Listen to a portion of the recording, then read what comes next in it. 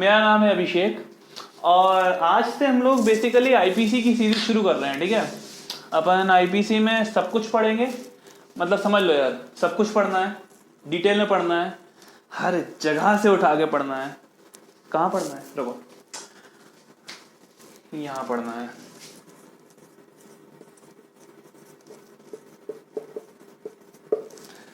दोस्तों, लर्नस्पायर पे अपन अपना काम क्या होगा, अपन सारे केस लॉज देखेंगे, सारे सेक्शंस को देखेंगे, सारी थ्योरीज को देखेंगे और बेसिकली आईपीसी को पूरी तरह निचोड़ के, घोल के, शरबत बना के पी जाएंगे। ठीक है, तो चलो टाइम वेस्ट नहीं करते हैं, शुरू करते हैं। भाई सीन क्या है कि अपन जानते हैं कि आईपीसी कब आया था भाई बताओ। चलो, आईपीसी कब आया था? आईपीसी देखो यार, अपन बोलते हैं ना, किताब देखी होगी। अच्छा रुको रुको रुको रुको, किताब का सीन समझ लो यार। मेन अपना क्या है, बेयर एक्ट, और अपन साथ में एक बुक चलेंगे। चाहो तो पीएसए पिल्लाई उठा लो, चाहे तो केडी गौर उठा लो, कुछ भी तुम्हारी इच्छा है। ठीक है, लेकिन एक बुक जरूर ले लेना। हाँ ठीक है, आ जाओ। चलो, आईपीसी अपना कब आया? 1862 में, है ना।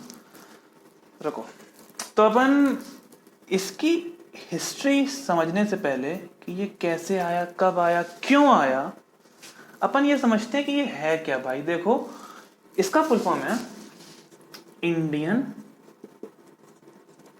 Penal code. ठीक है, इसको हिंदी में क्या कहते हैं?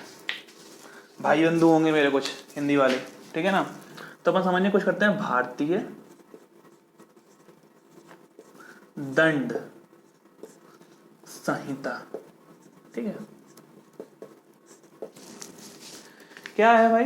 देखो सुनो, अपन सीधे लोग तो हैं नहीं, ना मैं ना तुम, तो अपने को फ्रीडम मिल जाएगी तो अपन क्या करेंगे? अपन कांड करेंगे। क्या करेंगे? कांड करेंगे। ठीक है, कांड करेंगे। अब समझ लो यार, एक मोबाइल स्टोर में 5 लोग, ठीक है, 5 लोग और तुम्हारे 10 लोग दोस्त। ठीक है, तुम पहुंच गए, तुमने धमकाया और उनसे खींच लाए 10 आईफोन। वो कुछ नहीं कर पाएगा ना, अगर लॉ नहीं होगा तो तुम्हारे खिलाफ। तुम्हें किसी का डर नहीं होगा।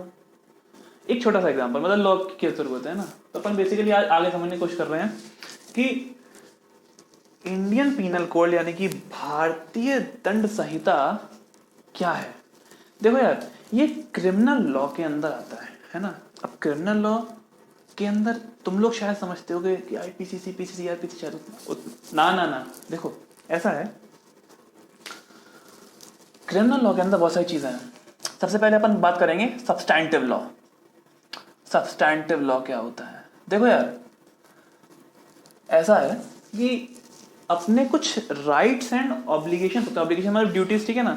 तो जो अपने को सोसाइटी की तरफ होती हैं, जो हमें निभानी होती हैं, और सोसाइटी के भी कुछ होती हैं, ऑब्लिगेशन होती हैं हमारी तरफ, जो बेसिकली हमारे राइट्स उभर के आते हैं, जिन पे हमारा हक है। तो वो सब किसके अंडर कवर होता है? वो सब कवर होता है सब्सटैंटिव लॉ के अंदर। ठीक है, अब बात करते हैं नेक्स्ट, यानी कि प्रोसीजरल लॉ। ठीक है, प्रोसीजरल लॉ। प्रोसीजरल लॉ क्या है? देखो यार, मैंने कहा कि मेरा राइट है कि मेरी लाइफ की प्रोटेक्शन हो। अब किसी ने उस राइट को वायलेट किया तो उसको कुछ तो सजा मिलनी चाहिए ना। हाँ ठीक है, सब्सटैंटिव लॉ बता देगा कि उसको क्या सजा मिलनी है, लेकिन अगर अपन बात करें कि वो सजा कैसे दी जाएगी, तो वो कहाँ देखेंगे अपन? वो देखेंगे प्रोसीजरल लॉ के अंदर, है ना। ठीक है, मेन लोग डिस्टिंक्शन इसी के बीच में पूछ लेते हैं कि सब्सटैंटिव लॉ, प्रोसीजरल लॉ के अंतर बता दो, है ना। और हाँ, एक बात और बतानी थी कि देखो यार, अपना आईपीसी जो है ना, आईपीसी ये एक सब्सटैंटिव लॉ है। क्या है? Substantive law. और इसको जो प्रोसीजरल लॉ गवर्न करता है वो कौन सा है? वो है सीआरपीसी। ये सब किस सेक्शन के अंदर आता है, क्यों गवर्न करता है, अपन लोग समझेंगे आगे डिटेल में। लेकिन अभी के लिए अभी के लिए इतना ही समझ लो, है ना। फिर आगे कहानी समझते हैं, आगे बात करते हैं कि नेक्स्ट क्रिमिनल लॉ के अंदर क्या आता है। तो आता है क्रिमिनोलॉजी। फिर क्या आता है, पीनोलॉजी, ठीक है। फिर क्या आता है, विक्टिमोलॉजी, ठीक है। फिर पुलिस एंड प्रिजन एडमिनिस्ट्रेशन, ठीक। अब क्रिमिनल जस्टिस सिस्टम, ये मतलब चीजें जो है ना सबकी सब क्रिमिनल लॉ के अंदर आती हैं। भाई देखो, शॉर्ट में समझो, जल्दी समझो। क्या क्रिमिनोलॉजी क्या है, basic scientific study of crimes, ठीक है। देखो इसके अंदर बायोलॉजिकल, साइकोलॉजिकल, सोशियोलॉजिकल, ये सभी इम्पैक्ट जो कि एक क्राइम के किसी इंसान पे होते हैं वो स्टडी किए जाते हैं, ठीक है। आगे पिनोलॉजी, भाई पनिशमेंट्स, पनिशमेंट्स कितनी किसको कब देनी है, क्या देनी है, ये सब कुछ कोई कोई तो देखा होगा। कैसे भी हम लोग समय के साथ तो इवॉल्व होते हैं कि किसी पनिशमेंट को हार्श कर देना चाहिए या नहीं कर, ये सब चीजें अपना पेनोलॉजी, मतलब scientific study of punishments is basically considered in penology. Now victimology, देखो यार, क्राइम्स पीपल, मतलब क्राइम्स जो हैं वो विक्टिम्स पे या फिर लोगों पे क्या असर डालते हैं, उनके उनके माइंड पे क्या असर होता है, उनकी साइकोलॉजी पे क्या असर पड़ता है, विक्टिमोलॉजी के अंदर पढ़ते हैं अपन, ठीक है। अब police and public prison administration, भाई देखो देख के समझ में आ रहा है कि पुलिस की बात कर रहे हैं, प्रिजन एडमिनिस्ट्रेशन की बात कर रहे हैं। देखो देखो यार, ऐसा है हम लोगों को क्रिमिनल लॉ के अंदर केवल ये नहीं कि ज्ञानबाजी से काम हो जाएगा, है ना। मतलब क्रिमिनल्स एक बहुत ही इंपॉर्टेंट पार्ट होते हैं, मतलब इंपॉर्टेंट तो गलत कहना होगा। क्रिमिनल्स बेसिकली हमारी सोसाइटी का एक ऐसा पार्ट है जिनको अगर सही से ना देख रेख करी जाए तो वह पूरी सोसाइटी का बैलेंस डिस्टर्ब कर सकते हैं ना। तो उनको ध्यान रखने के लिए ये दो चीज़ें बनती हैं। भाई देखो क्रिमिनल, इसके अंदर वो सारे इंस्टीट्यूशंस आते हैं जो कि हमारे जस्टिस सिस्टम को एडमिनिस्टर करते हैं, और इसके अंदर पुलिस और प्रिजन का, मतलब देखो यार, उनको रोकना, prevention of criminals from doing further crimes, और साथ ही साथ उनको रोक के रखना बेसिकली, ये सब चीज़ें इसके अंदर आती हैं, है ना। तो अपन ने क्या क्या कर लिया, अपन ने देख लिया कि क्रिमिनल लॉ के बेसिक इंग्रेडिएंट्स क्या हैं, ठीक है। तो क्या है, substantive law, procedural law, criminology, penology, victimology, police and prison administration, और बताओ भाई क्रिमिनल जस्टिस सिस्टम, ठीक है। चलो भाई आनंद आ गया, आगे बढ़ते हैं। अपने को ये बताओ क्यों चाहिए लॉ। अभी हम बात कर रहे थे आईफोन वाली बात, छोटी सी है ना। एक बात बताओ मेरे को, अगर सबसे ज्यादा इंपॉर्टेंट लाइफ में क्या है तुम्हारी, जिंदगी, लाइफ, ऑब्वियस है। उसके बाद पैसा, मतलब तुम्हारी प्रॉपर्टी, तुम उसकी प्रोटेक्शन करोगे, है ना, ये सब चीजें। उसके बाद तुम्हारा फ्रीडम। चलो ठीक है, तो why we need criminal law, for protection of life, liberty and property. याद रहेगा, रहेगा ही भाई, भूलने की कोई चीज ही नहीं है, ठीक है ना। और देखो सोसाइटी में मेंटेनेंस ऑफ पीस बहुत ज़रूरी है। सोसाइटी में अपन पीस का बड़ा ध्यान रखना ज़रूरी है, क्योंकि अगर हर तरफ हड़कम मची होगी, लोगों को किसी ना किसी से डर नहीं, किसी से डर नहीं होगा, तो लोग जो मन आएगा वो करेंगे। Human basically is an animal ना, so to control that animal we need laws basically. तो समझ में आ गया कि why we need criminal law. चलो अच्छा, अब मेरे को एक बात बताओ, कंसेप्ट ऑफ क्राइम, क्राइम जो है वो कहीं से तो इवॉल्व हुआ होगा, है ना। तो मतलब ऐसा भी तुम देखे होगे कि सुने होगे कि पहले कुछ चीज़ें क्राइम नहीं थी, वो अब क्राइम हो गई हैं। पहले कुछ चीज़ें क्राइम थी, अब वो क्राइम नहीं रही। एग्जाम्पल देखो, सुनो, पॉलीगैमी, ठीक है, सुसाइड, ठीक है, ये क्या था ना, ये पहले क्राइम नहीं थी, not crime earlier, not a crime before. समझ में आ रहा है? ठीक है, अब आजकल की बात करो। पहले क्या था ना, अबॉर्शन जब कराते थे तो वो पहले चाहे कुछ भी हो वो इलीगल ही था, पहले इलीगल ही था अर्लियर, ठीक है। लेकिन medical termination of pregnancy act से कुछ सर्टेन सर्कमस्टांसेस में इसको लीगल कर दिया गया, नाउ लीगल, ठीक है। समझ में आ रहा है? तो ये सब क्यों हो रहा है, समझ नहीं समझ पाए हो? देखो, क्राइम्स जो हैं वो सोसाइटी के हिसाब से,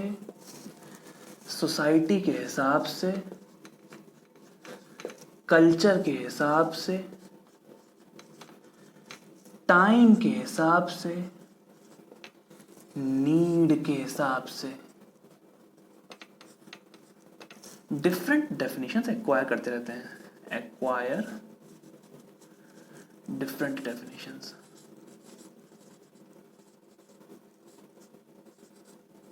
ठीक है, आ रही है बात, आ रही है, ठीक है ना? तो समझने की बात यहाँ पे ये है कि हम लोगों को रिजिड नहीं होना होता है जब हम लोग क्राइम्स की, क्रिमिनल लॉ की बात करते हैं। फ्लेक्सिबिलिटी बहुत इम्पॉर्टेंट है। हम लोग देखते रहते हैं कि अब सोसाइटी में क्या नई चीज़ उभर के आ रही है, तो उसके हिसाब से चेंज होना ज़रूरी है। जैसे देखो, आजकल क्या सीन है, आजकल अपन लैपटॉप, कंप्यूटर, इंटरनेट, इस सब की बात करते हैं। इस पे बहुत सारे क्राइम्स होने लगे हैं, है ना? हैकिंग हो जाती है लोगों के अकाउंट की, पैसे निकल जाते हैं, सब पहले नहीं था। तो उसके हिसाब से इंफॉर्मेशन टेक्नोलॉजी एक्ट और बहुत सारी चीज़ें समय के साथ बनती गई। इस तरह लोगों को इवॉल्व होना पड़ा। तो हम लोग समझते हैं कि क्राइम का कॉन्सेप्ट रिजिड नहीं है, फ्लेक्सिबल है, जो कि सोसाइटी, कल्चर, टाइम, नीड्स और भी बहुत सारे फैक्टर्स हैं जिनके हिसाब से बदलती रहती है। समझ में आ गया क्रिमिनल लॉ की नीड क्या थी, क्रिमिनल लॉ के अंदर क्या क्या था?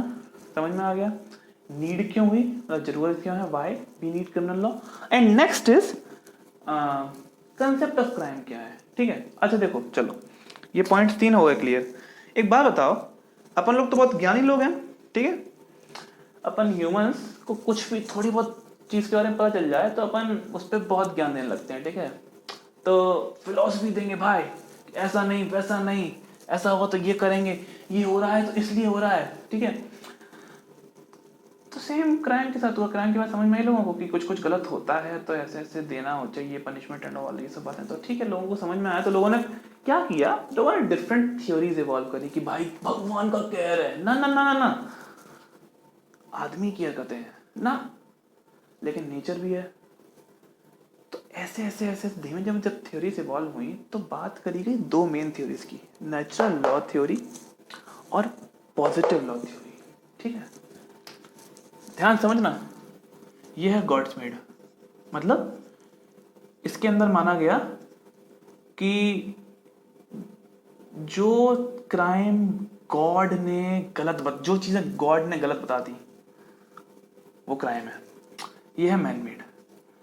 मतलब इसके अंदर बात करी गई कि जब तक कोई स्पेसिफिक सॉवरेन अथॉरिटी किसी चीज को क्राइम डिक्लेयर ना कर दे तब तक वो चीज क्राइम नहीं है, ठीक है।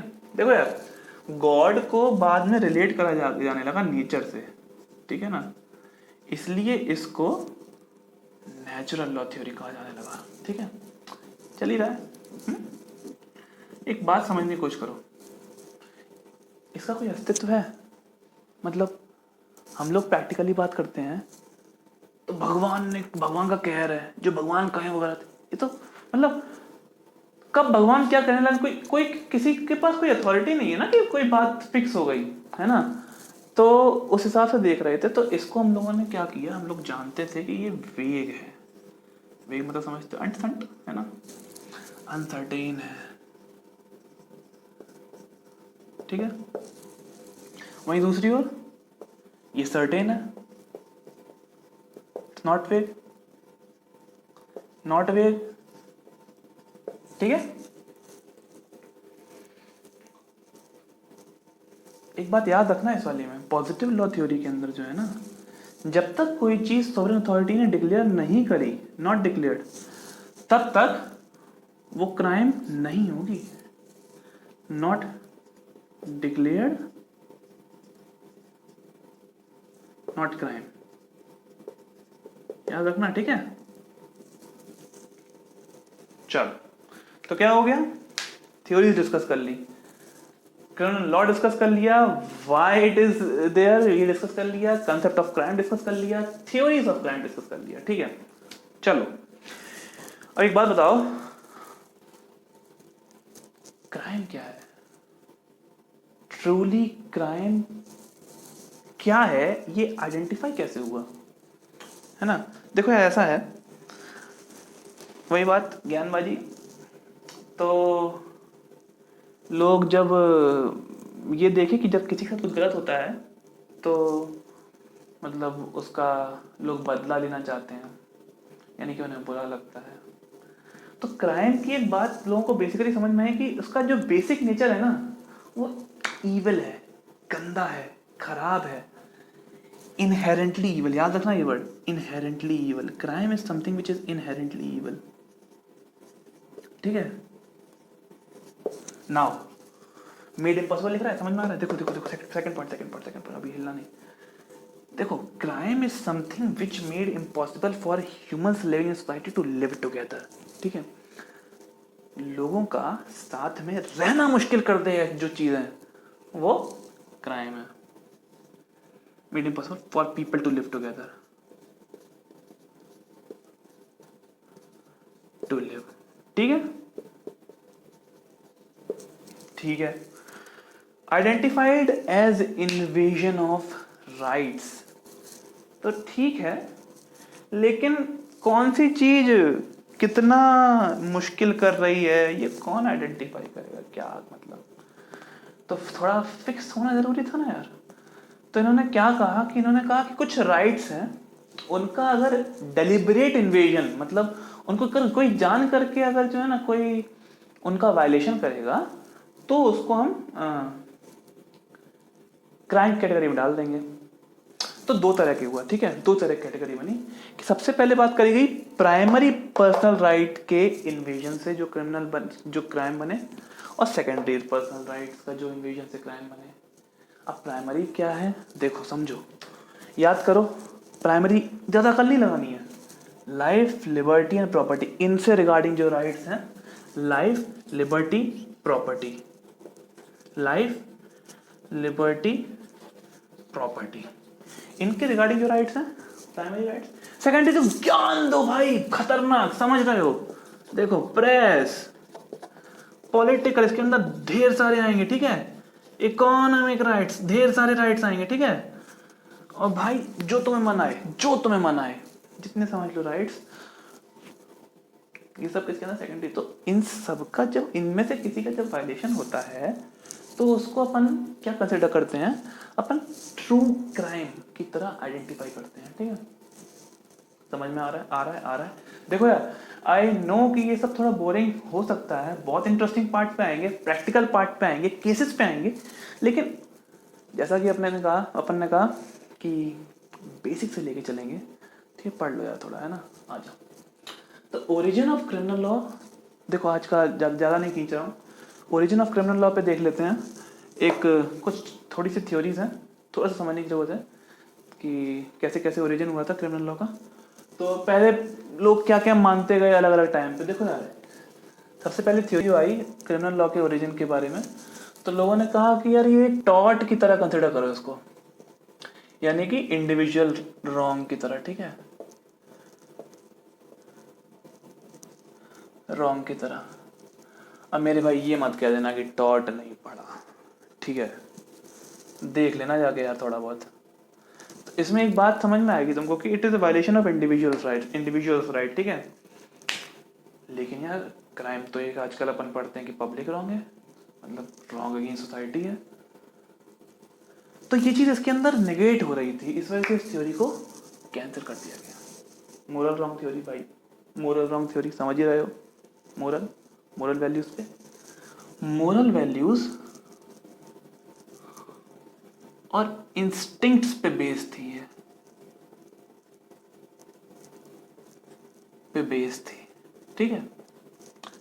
तो इसके हिसाब से एक तुम मुझे खुद बात बताओ यार, इंस्टिंक्ट, रुको रुको रुको, एक और चीज थी कस्टम, इसमें कस्टम भी एक इंपॉर्टेंट पार्ट था, कस्टम।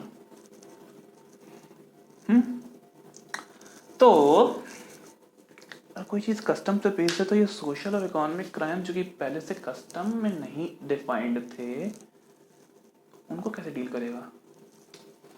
कुछ में पढ़ गए ना भाई, इसको भी नेगेट कर दो।